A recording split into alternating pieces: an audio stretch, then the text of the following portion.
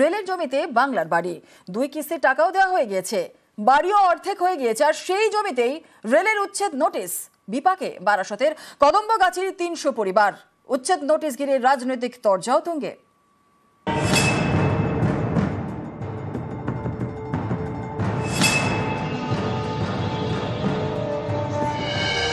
বাংলার বাড়ি প্রকল্প, পাকা বাড়ি তৈরি করতে টাকা দিচ্ছে রাজ্য সরকার। সেই টাকায় বাড়ি তৈরি হচ্ছিল রেলের জমিতে, সেখানেই রেলের উচ্ছেদ নোটিশ। উত্তর 24 পরগনার বারাসাত 1 নম্বর ব্লকের কদম্বগাছি। এখানে রয়েছে হেমন্ত বসু কলোনি। সম্প্রতি বাংলার বাড়ি প্রকল্পে এখানকার প্রায় 300 বাসিন্দার নাম তালিকায় ওঠে। 2 কিস্তি মিলিয়ে 1,20,000 টাকায় অর্ধেক বাড়িও অনেকের হয়ে গিয়েছে। এরই মধ্যে রেলের নোটিশ।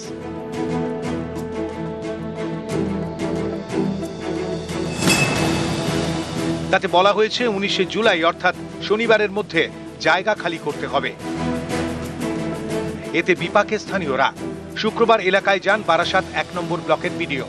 স্থানীয়দের সঙ্গে কথা বলেন, কিন্তু উচ্ছেদ নোটিশ ঘিরে চিন্তায় উপভোক্তারা। নোটিশ গিয়ে বললো কি এখান থেকে তোমাদের 2 দিনের মধ্যে ঘর বাড়ি সব জিনিসপত্র বের করে নিয়ে যাও, না তো ভেঙে দিয়ে যাবো। বলেছে ঘর বাড়ি ভেঙে দেবে, এখানে বাস করা যাবে না। রেল বলে গেছে, নোটিশ দিয়ে গেছে। হ্যাঁ, কি করবো, আমরা গরিব মানুষ, আমাদের তো জায়গা দিতে হবে না, আমরা কোথায় যাবো? দীর্ঘদিন ধরে এখানে বাস করছি। আবাসে অথবা বাংলার বাড়িতে আবেদন করতে নিজের জমি থাকা চাই। টাকা বরাদ্দের আগে জিও ট্যাগিং মাস্ট। এই কাজ করেন বিডিও অফিসের প্রতিনিধিরা। আবেদনকারীর জমির নথি যাচাই করা হয়। এখানেই অনেকের প্রশ্ন, জমিটা যে রেলের, সেটা কি তখন নজরে পড়েনি? তাহলে গাফিলতি কার? রেলের ভূমিকা নিয়েও ক্ষুব্ধ বাসিন্দারা। তাদের প্রশ্ন, পাকা বাড়ি তৈরির কাজ অর্ধেক হয়ে যাওয়ার পরে এখন কেন রেল উচ্ছেদ নোটিশ ধরাচ্ছে? তারা আগেই কেন বলল না যে উঠে যেতে হবে? আমরা এসছি, দেখছি, আমরা যথা জায়গায় রিপোর্ট করব। সেক্ষেত্রে রেলের সাথে কোনো বৈঠক বা কথা কিছু হয়েছে এখনো পর্যন্ত? না, রেলের সঙ্গে কোনো বৈঠক হয়নি। ওনাদের ইঞ্জিনিয়ার এসেছিলেন, ওনার সঙ্গে কথা হচ্ছিল। রেলের শিয়ালদা ডিভিশনের দাবি, বৃহস্পতিবার বাড়ি তৈরির কাজ শুরু হয়। সেই সময় বিষয়টি নজরে আসে। রেলের নিরাপত্তা বিভাগের আধিকারিক এবং ইঞ্জিনিয়াররা ঘটনাস্থলে যান, স্থানীয়দের সঙ্গে কথা বলেন। শিয়ালদা ডিভিশন উত্তর 24 পরগনা জেলা প্রশাসনকে জানায়।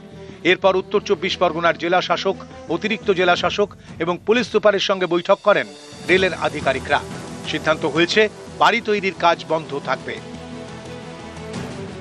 রেল তার জায়গা কিভাবে তিনি উদ্ধার করবেন সেটা রেলের ব্যাপার। যদি জবরদখল করে থাকে, নিশ্চয়ই তো রেল তার সম্প্রসারণের কাজ ত্বরান্বিত করতে সেখানে জায়গা দরকার হবে, আর সেই জন্যই হয়তো সেটা উচ্ছেদ করছে। তবে কারোর যাতে জমি বা বাড়ি না ভাঙে, বা ভাঙলেও যাতে তারা পুনর্বাসন তারা পায়, আমরা নিশ্চয়ই রেলের সঙ্গে কথা বলে সেদিকটাও আমরা দেখব।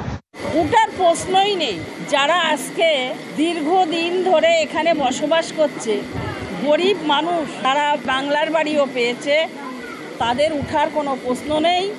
আর পুনর্বাসন তাদের এখানে করেছে 50 বছর আগে, আর তাদের কোনো পুনর্বাসনের দরকার নেই।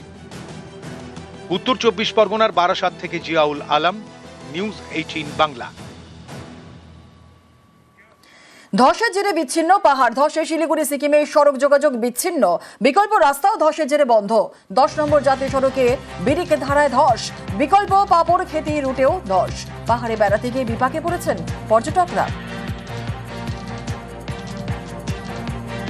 জীবিত ডেথ সার্টিফিকেট। জীবিত মহিলার নামে ভুয়ো ডেথ সার্টিফিকেট বানিয়ে সরকারি প্রকল্পে টাকা হাতানোর চেষ্টা। এমনই চাঞ্চল্যকর অভিযোগ কুলতলির গ্রামে। কিন্তু জীবিত মহিলার ভুয়ো ডেথ সার্টিফিকেট বানালো কে? তদন্তে গোপালগঞ্জ গ্রাম পঞ্চায়েত।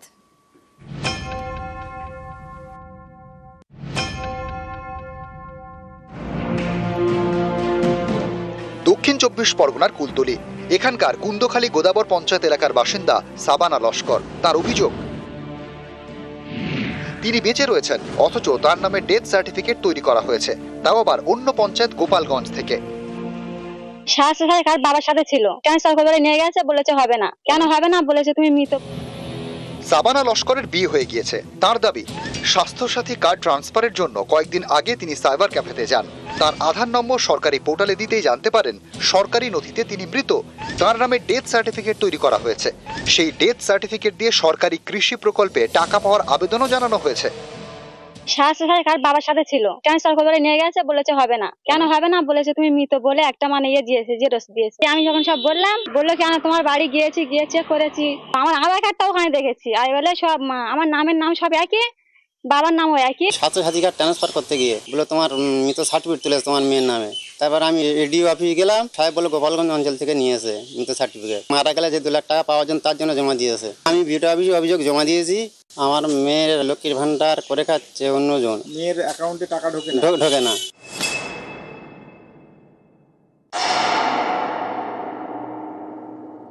এই বিষয়ে যেটা আমরা তদন্ত দপ্তর থেকে করছি সেটা করছি, তো আমরা উপরমহলকে জানাবো, উপরমহল যা ডিসিশন নেওয়ার সেটাই হবে। জীবিত ব্যক্তি মহিলার আধার কার্ড ইস্যু করে ডেথ সার্টিফিকেট ইস্যু হয়েছে, বিষয়টা আমরা তদন্তের পর্যায়ে আছে, এই বিষয়ে আমরা কোনো বক্তব্য আপাতত রাখতে পারছি না। অভিযোগের ভিত্তিতে আমরা ইতিমধ্যে তদন্ত শুরু করেছি। তদন্ত সাপেক্ষে যদি আমরা দেখতে পাই তার উপযুক্ত ব্যবস্থা গ্রহণ করব।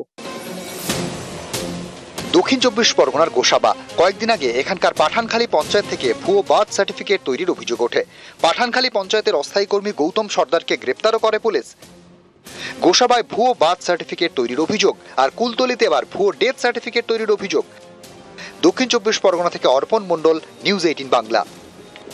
বিজেপি কর্মী খুনে পুলিশের জেল। কাঁকুরগাছিতে বিজেপি কর্মী খুন মামলায় গ্রেপ্তার অভিজিৎ সরকার খুনে জেলে তৎকালীন ওসি শুভজিৎ সেন। জেল হেফাজতের নির্দেশ সিবিআই এর বিশেষ আদালতের। আর তৎকালীন তদন্তকারী অফিসারেরও জেল হেফাজত। হোমগার্ডেরও জামিনের আবেদন খারিজ আদালতের। 31 জুলাই পর্যন্ত জেল হেফাজতে প্রাক্তন ওসি সহ 4।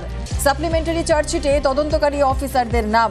রক্ষকী ভক্ষক বলে কড়া আক্রমণ বিচারকের।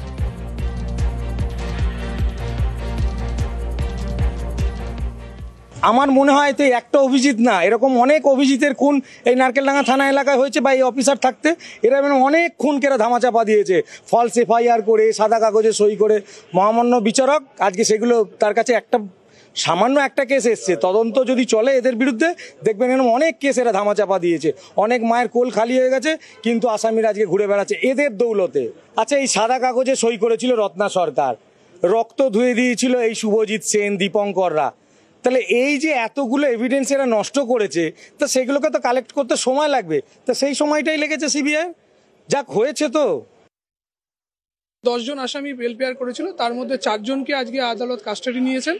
তার মধ্যে মেন যে আসামি যারা কাস্টাডিতে রয়েছে তাদের মধ্যে রয়েছেন তৎকালীন যিনি ওসি ছিলেন নারকেলডাঙ্গা পিএসের, তিনি ছিলেন, এবং যিনি একজন অফিসার এসআই ছিলেন, লেডি অফিসার, তাকেও নেওয়া হয়েছে, এবং একজন হোমগার্ড ছিলেন। বিভিন্ন রকমভাবে তারা এভিডেন্সটাকে ট্যাম্পার করার চেষ্টা করেছিলেন। 31 জুলাই পর্যন্ত ওনাদের জুডিশিয়াল কাস্টাডি রয়েছে, এবং তার সাথে আরও একজন আছেন, তিনি হচ্ছেন সুজাতা দে, তাকেও কাস্টাডিতে নেওয়া হয়েছে। বাকি যে 6 জন আছেন তাদেরকে কন্ডিশনাল বেল দেওয়া হয়েছে। যে তদন্ত সিবিআই করেছেন তাতে অন্ততপক্ষে এটা বলা যায় যে আমাদের জায়গাটা অবশ্যই আমরা বিচার পাবো আদালতের কাছে।